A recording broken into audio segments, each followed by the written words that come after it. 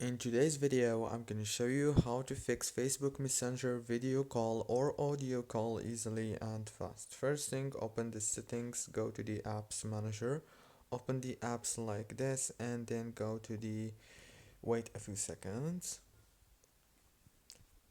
Scroll until you find Facebook Messenger and then click on force stop.